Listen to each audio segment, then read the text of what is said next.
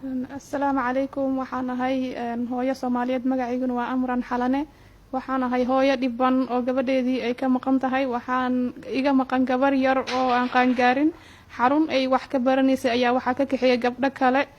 Waxay geeyeen waxaan ku yiraahdaa gabdhihii waxaan saan u baareen waxaan soo ogaanay in gabdhihii ay u gacan galiyeen ciidamada madaxtooyada ilaalada madaxtooyada. Markaan soo ogaanay waxaan u nimid CID-da oo aan u sheegnay arintani. Markaan u sheegnay waxay CID na dhaheen waa idin baadigoobeynaa gabadhiini. Marka sidii gabadhii loo raadinay wax CID iska daba marayn iyo iska daba wareeg markaan ku daalnay xildhibaano waa u geynay dad kale sarsare waa u geynay nimankii markaan ogaanay in ciidamadaas oo ilaalada oo madaxtooyada ay yihiin waa la soo xiray maxkamadii aan tagnay ciidamka qalabka sida waa la soo xiray labadii nin mid wuxuu ahaa mid sawirka gabadha intuu soo tuuray yiri gabadhan gabadhiini ma tahay ha $2,000 haliisiya gabadhi meel baan ku ogahay mid kalena wuxuu ahaa midkii gabadhayda lambar 4 gaari uga qaaday gurigiisii geeyay marka gabdhihii gabadhayda kaxeeyay laba ka mid ah ay CID soo xireen labadiina damaanad ayay ku sii daayeen marka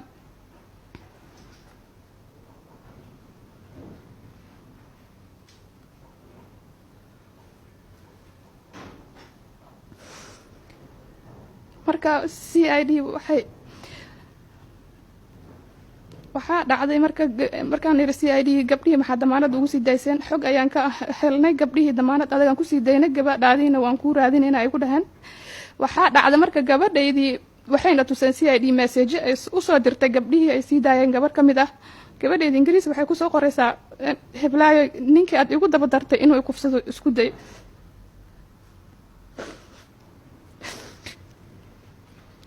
marka CID waxaan ku islaanimo ma jirto miya Soomaalinimo ma jirto miya muslimatiin miya gabadheeda u jeedin message-da ay soo diraysaa leeyahay qol jingada ku jirta gabadheeda la ii raadiyo waa raadinayna gabadhaadii marka waxaa dhacday in xataa mid ka mid ah xeer ilaaliyay maxkamadda khayr Allah si uu nacaawiyay nala yimid CID-da uu yiri maxaa idinka qaldan walaalayaal dad islaam Soomaaliyiin gabadhan maxaa u meermeerinaysan arrinteedu wax waad ka ogtihiin fariimii xataa ay isdhaafsadeen gabadhi kaana ama gabadha damaanada aad ku sii dayseen oo gabadha fariimahan ay u soo dirtay kaana waay nimankii way xiran yihiin wixii waa ku cad yihiin gabdhahaas u baahana may waa keenayna 2-3 wiig hana 3 bir hana la siiyo 3 bir waxay dhashay 3 wiig marka aniga xaal mastuur wax waa ku soo waay maxaan ku yiraahdaa sharci wax waan ku soo waay gabadheeda qurbahan ka keen waxaan islaa wadankaaga sharci iyo waxa kala dambeyn baa ka jirta wax baa ku helaysaa wax aan ku helay midna ma jirto dawladii wadanka ka talinaysa ayaan xaq darro kala kulmay cadaalad darro kala kulmay waxaan dad muslimiinta ah Soomaalida ka codsanayaa in gabadheedii la ii keeno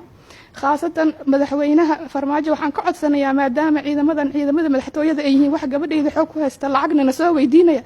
ma burcad badeeda gabadheeda marka la leeyahay $2,000 la keen 2,000 xataa anagoo u ogolo dhahan waa idin siinana gabadhi keena waxaa dhacday inay dhaheen gabadhi haddana ma naqaan meel kuma ogin marka waxaan dawladda sharafta la ka codsanayaa khaasatan madaxweynaha iyo ra'iisul wasaaraha iyo intii wax ka qaban karta kiiskan inay gabadheedii nolol iyo geeri midna kuma hayo in la kufsado in la dilo in badda lagu rido warka ma hayo haddii islaamnimo iyo dadnimo ay jirto gabadheedii ayaan u baahna sababta maanta in shareerka aan u xirto waxay tahay cabsi darteed waayo markaan ogaanay ciidamada ilaalada madaxweynaha inay kiiskii faraha la gashay midkii sawirka soo tuuray mid ka mid ah oo gaashaan la dhaxaa iyo hanjaba wuxuu igu yiri haddaad arrinteeda warbaahinta la tagtaan aad la tagtid waa ku dilayaa marka waxaan haynaa cadeemo badan waxaan hayaa codad waxaan hayaa video waxaan hayaa warqadihii maxkamadda iyo intii kiiskaygi uu soo maro dhan ayaan hayaa marka wax walba cadeyn ayaan u haynaa marka dawladda sharafta leh waxaan ka codsanaynaa aniga hadda wixii dhan in la soo bandhigo raali kama iigo marka u horeysa waxaan rabaa dawladda inay arrintan wax ka qabato waxaan hay aniga gabadha maqan ayeeyadeed gabadha dalka la keenay waxaa la rabay dadkeedii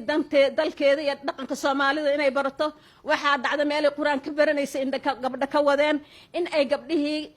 la galeen musaska madaxtooyada sida la sheegay hadii aan dacwo tagnay oo aan tagnay CID-da 2 bilood ayay iska kaay daba wareejinaysay wax ay noo qabatana ma jiraan waxaan ka codsanayaa jamhuuriyadda dimuqraadiga Soomaaliya annagoo calanka hoostiisa joogno in gabadheeni 2 bilood wadanka dhexdiisa lagu haysto oo xoogna looga haysto ayaan u sheegaynaa waxaan ka codsanaynaa in arrinta loo istaago inaan arrinta la yaraysan in gabadheeni geeriyo nolol meel lagu sheego ayaan ka codsanayaa dawladda u dhaaratay danta iyo dalka Soomaaliyeed ee kitaabka gacanta u saartay arrintaas idinka idin sugaysaa waa inaad wax noo qabataan gabar baa naga maqan xanuunkeeday leedahay ummadii maqashaa ka naxaysa annagana hurdo iyo hoyaad waa beelnay sidaa daraaddeed waxaan ka codsanayaa madaxda sharafta leh arrintaa inay soo farageliyaan oo ay wax noo qabtaan oo gabadha nigeeriya noola mid un meel lagu sheego